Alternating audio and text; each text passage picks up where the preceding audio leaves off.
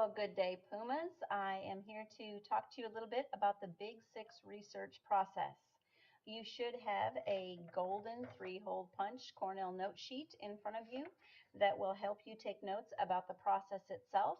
And then very soon we're going to be using the Big Six process to go over some research skills, focusing on an author study. Teachers, if you haven't already filled out the topic, objective, name, class period, date, and whatnot, please pause the video and do that now. Okay, so let's get started. You're looking at the top part of your Cornell note sheet where our questions are listed. Our first one is, what is step one? And you'll see that our Big Six research process gets its name because it has 6 steps in it. So we're going to go over each step as a question. The first one being task definition. What is step one? And the answer is task definition. Please write that down on your note-taking sheet, task definition.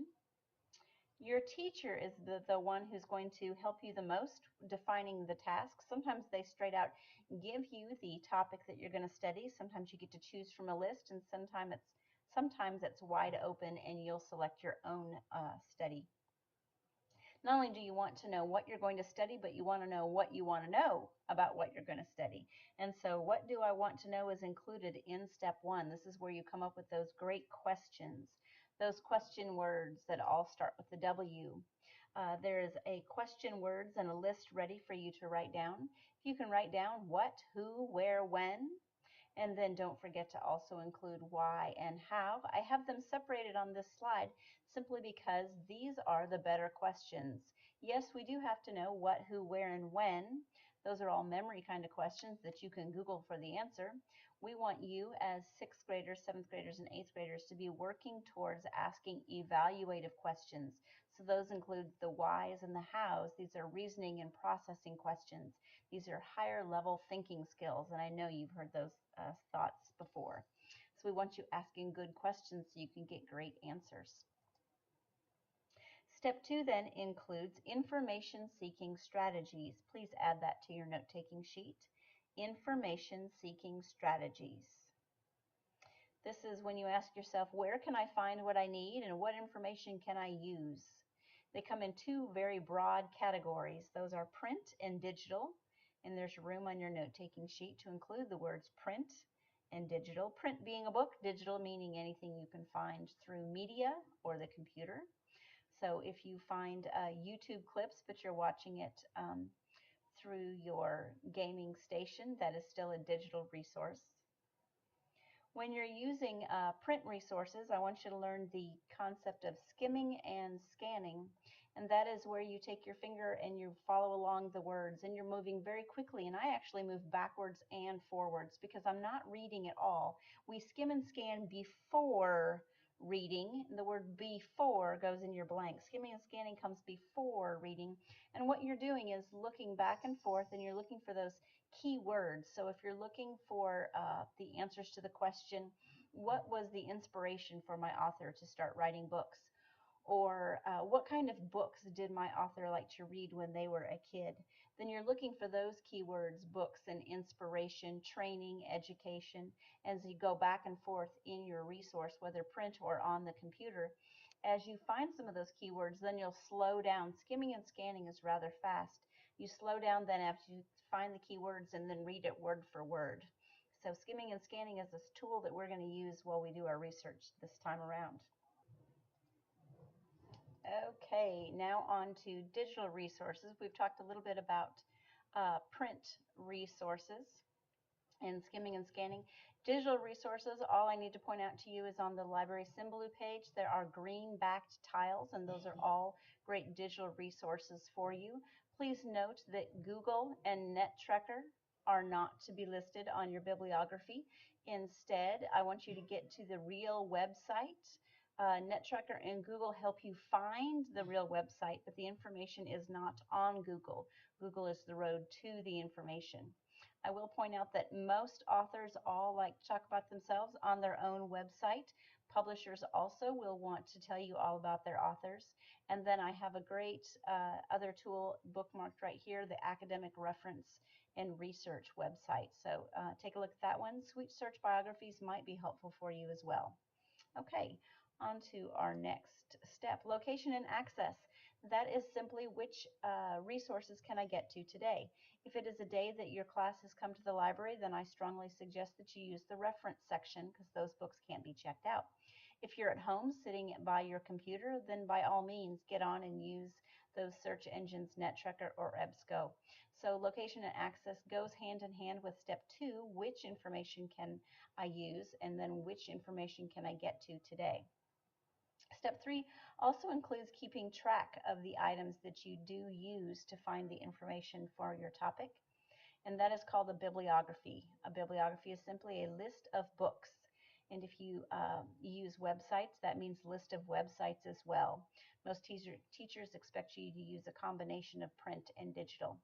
Either way, you need to keep track of your sources, and there's 3 ways to do that. Are you ready for location and access on your note-taking sheet? ABC stands for author, book, copyright.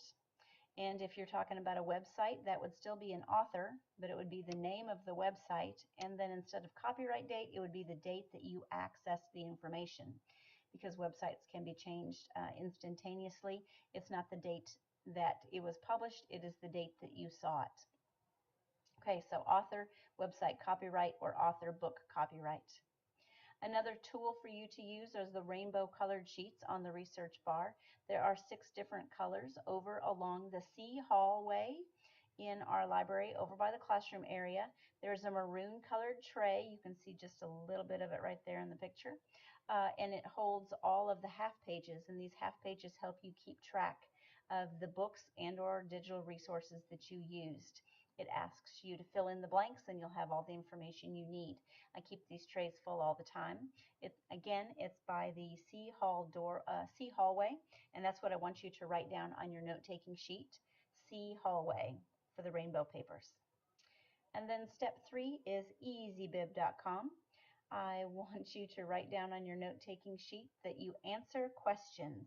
So on your note-taking sheet, if you could write down answer questions, and that's what the website helps you do. It asks you the question, you fill in the answer at the very end, then you can hit the Cite button. It's green. I think it should look more like the easy red button, but they don't. They make it the green Cite this um, button, and then it puts it in bibliographic format for you. At any time in the next few days, please go out to easybib.com and just play around with it for a little bit. You can make up your own book, make yourself the name of the author, and you'll see what I mean by putting it in bibliographic format. Okay, we are on to step 4. Step 4 is on the back side of your yellow sheet, so turn that over. We're going to scroll down my sheet here, and we're good to go. For step 4 is use of information, U of I, not University of Iowa, but use of information. What information can I use and how can I put it all together? The answer being Cornell Notes. But before we get to Cornell Notes, because Cornell Notes is the tool that helps you keep your information organized, there is the subtitle on your note-taking sheet, the Nike step. The use of information step, step 4, is called the Nike step because you simply just do it. And that's what you're going to write down in your note-taking line, just do it, the Nike step. So use of information, just do it, and Cornell Notes keeps my information organized. Which then takes us to the next slide for trash versus treasure. As you're reading in a resource about your author or whatever your topic is, you'll find some information that's interesting.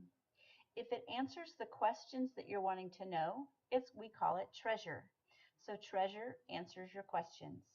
If you find some interesting information, but it does not answer your question, we call it trash.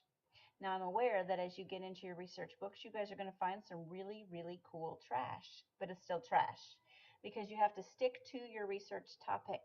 You have to stick to the questions that you're seeking. So as long as the information answers your question, we'll call it treasure. If it does not, then we will call it trash. Okay, so we've got those clear. We're going to move on to step 5. In a few days, maybe later today even, your teacher is going to give you a blank page of Cornell Notes, and that's where you'll actually write the name of your topic. It won't be Big 6 this time. Instead, it'll be the name of your author, and then you're going to write some really great questions to discover about your author. Your teacher might have some guiding questions for you, And then I want you to remember to always write down the author, book, and copyright date as you're writing down the information that you find, the treasure, not the trash. Step 5 is called synthesis.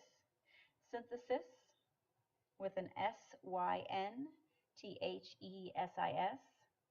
And this is what you do with the information after you find it. This is the step of the project that all of the students want to get to as fast as possible. However, the better you do at steps 1 through 4, the easier step 5 becomes. This is where you make the poster, or you make the bookmark, or you design the PowerPoint or the Prezi. Write the speech, make a character, draw an anime. All of those different projects that you might be up against in the next few years all come in at step 5. But unless you've done the research and have the information to back it up, step 5 can be a little bit tricky. So make sure you've done a good job of step 4, use of information, finding all the details that you can. And then finally, step 6. Oh, you know what? In step 5, are you asking me right now? Don't forget to include a blank of your resources. That would be a bibliography. Don't forget to include the bibliography of your resources. So this step right here is bibliography. Okay, so step 6. Ideally, you're going to be evaluating your own project before you have time to turn it in, because wouldn't you like to find all the mistakes and fix them before your teacher sees them? Ideally, they will have given you a rubric on what they're looking for to be handed in as part of the project. So you simply go down the rubric as a checklist and ask yourself, did I include this? Did I do this? Did I edit it? Did I look for misspelled words? Have I used periods, punctuation marks correctly? What grade would you give yourself?